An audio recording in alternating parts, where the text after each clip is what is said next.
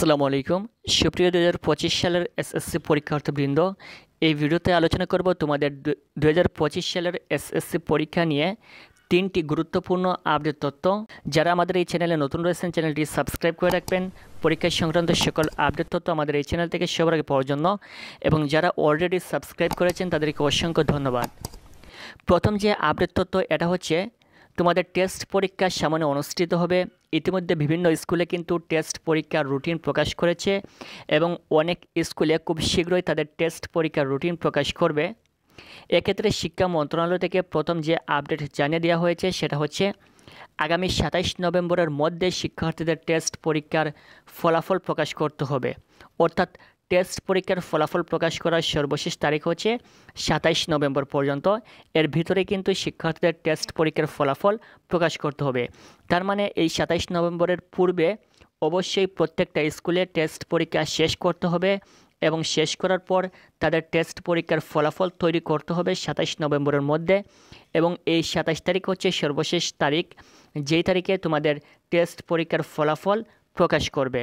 শিক্ষা মন্ত্রণালয় থেকে দ্বিতীয় যে আপডেট জানিয়ে দেওয়া হয়েছে সেটা হচ্ছে আগামী 1 ডিসেম্বর থেকে তোমাদের ফর্ম ফিল আপ কার্যক্রম শুরু হবে। যেহেতু তোমাদেরকে ফাইনাল পরীক্ষা দিতে হবে, ফাইনাল পরীক্ষায় অংশগ্রহণ করার জন্য অবশ্যই মাস্ট বি তোমাদেরকে ফর্ম ফিল আপ করতে হবে। কারণ যদি কোনো শিক্ষার্থী ফর্ম ফিল আপ না করে তাহলে সেই শিক্ষার্থী ফাইনাল পরীক্ষায় অংশগ্রহণ করতে পারবে না।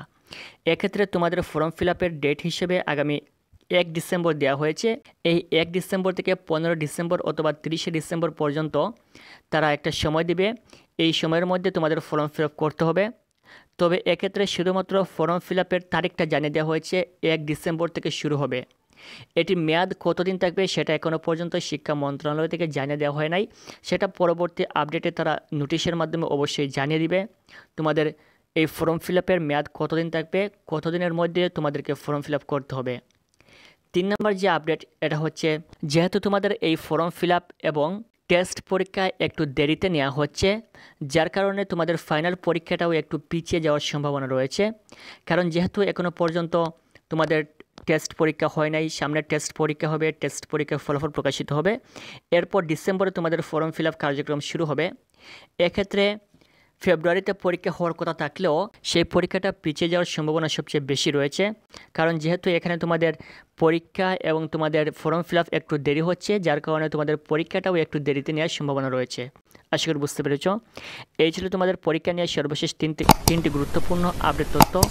পরবর্তী পরীক্ষা সংক্রান্ত সকল আপডেট তথ্য পাওয়ার জন্য চ্যানেলটি অবশ্যই সাবস্ক্রাইব করে রাখবেন। ভিডিওটি সম্পূর্ণ দেখার জন্য অসংখ্য ধন্যবাদ।